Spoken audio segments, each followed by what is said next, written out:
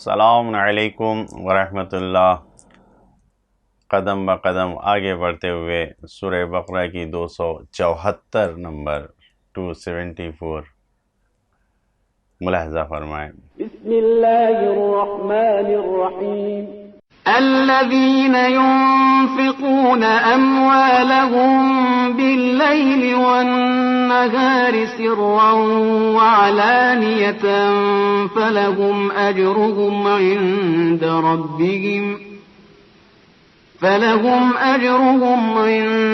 ربهم ولا خوف عليهم ولا هم يحزنون۔ جو لوگ اپنے اموال کو راہ خدا میں رات میں دن میں خاموشی سے اور علی اعلان خرچ کرتے ہیں، ان کے لیے پیش پروردگار اجر بھی ہے، انہیں نہ کوئی خوف ہوگا اور نہ حزن۔ مختلف تفسیروں میں تفسیر صافی، تفسیر مجموع البیان، تفسیر قرطبی اور تفسیر کبیر فخر رازی میں آیا ہے کہ یہ آیت کریمہ خاص کر بروایت ابن عباس مولائے کائنات حضرت علی ابن ابی طالب علیہ السلام کی شان میں نازل ہوئی ہے کہ آپ کے پاس 4 درہم تھے اور آپ نے ایک ایک کر کے مختلف اوقات میں خرچ کر دیے، کہ 1 درہم دن میں، 1 درہم رات میں، تیسرا درہم خاموشی سے اور چوتھا درہم علی الاعلان راہ خدا میں خرچ کر دیا۔ اس وقت یہ آیہ مبارکہ نازل ہوئی۔ مکتب اہل بیت اور مکتب اہل سنت، مکتب خلفاء، دونوں مکتب کے ماننے والوں کا یہی ماننا ہے، تفسیروں میں یہی لکھا ہے کہ یہ آیت حضرت علی ابن ابی طالب علیہ السلام کی شان میں نازل ہوئی ہے۔ البتہ جو اس میں وعدہ کیا گیا ہے یہ ان تمام افراد پر شامل ہو سکتا ہے جو اس طریقے سے عمل کریں، کیونکہ ایسے افراد کبھی بھی فقیری اور تنگ دستی سے نہیں ڈرتے ہیں، اللہ کے وعدوں پر ہمیشہ ایمان رکھتے ہیں، اسی پر بھروسہ کرتے ہیں، اور نہ ہی کبھی بھی انفاق کرنے سے رنجیدہ اور غمگین ہوتے ہیں، کیونکہ ہمیشہ اللہ کی مرضی، صرف اس کے راضی ہونے اور آخرت میں انفاق سے ملنے والے فائدے کو ہی نظر میں رکھتے ہیں۔ آیہ مبارکہ میں پہلے لیل کا لفظ آیا ہے اور اس کے بعد پھر نہار کا آیا ہے، یعنی پہلے رات اور پھر دوبارہ دن کا لفظ آیا ہے۔ اسی طریقے سے پہلے سر کا لفظ آیا ہے، چھپا کر دینا، پھر علانیت علی الاعلان دینا آیا ہے۔ شاید اس کی دلیل یہی ہے کہ رات میں چھپا کر انفاق کرنا سب سے بہتر اور قیمتی عمل ہے، رات میں چھپا کر خاموشی سے دینا۔ گزشتہ 14 آیتوں میں انفاق کی گفتگو ہوئی ہے، ان سب کا خلاصہ اور نچوڑ یہ آیت ہے۔ ایسا موضوع ہے کہ قرآن مجید میں اتنی تفصیل سے کسی اور موضوع کی بحث نہیں کی گئی ہے۔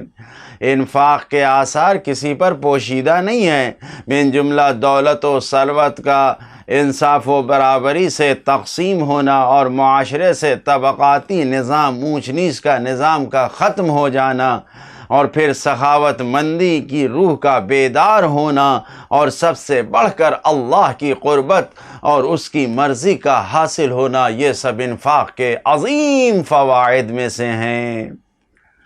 انفاق صرف مال سے ہی نہیں ہوتا ہے، مال و دولت کے علاوہ انفاق عزت کے ذریعے بھی ہوتا ہے، مقام اور عہدے کے ذریعے بھی ہوتا ہے، علم کے ذریعے بھی ہوتا ہے، اپنی معلومات کے ذریعے بھی انسان انفاق کرتا ہے۔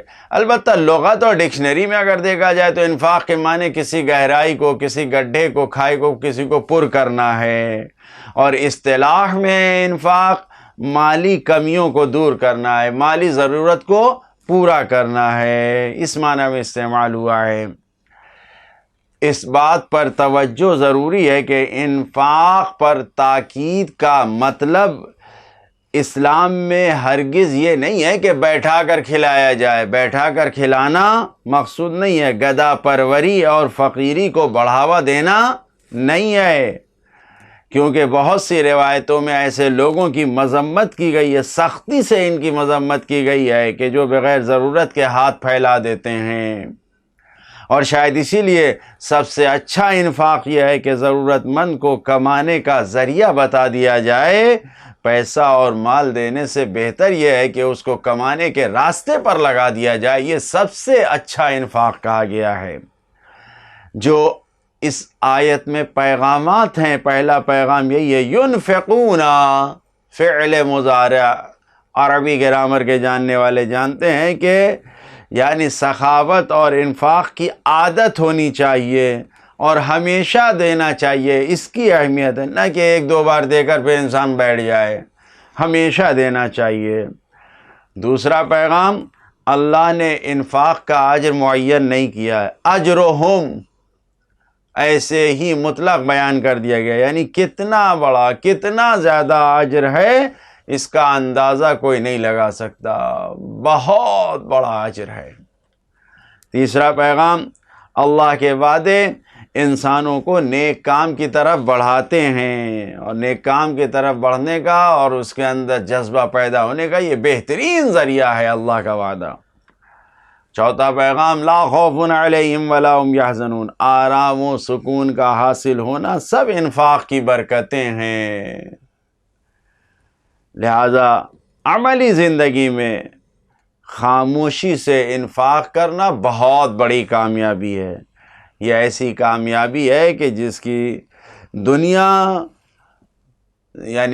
میں بھی انسان اس کی وجہ سے چین اور سکون کی زندگی گزارتا ہے، اور آخرت کی سعادت اور کامیابی کو بھی حاصل کرتا ہے. خدایا ہمیں خاموشی سے علی الاعلان دن رات انفاق کرنے والوں میں قرار دے. والسلام علیکم ورحمۃ اللہ وبرکاتہ.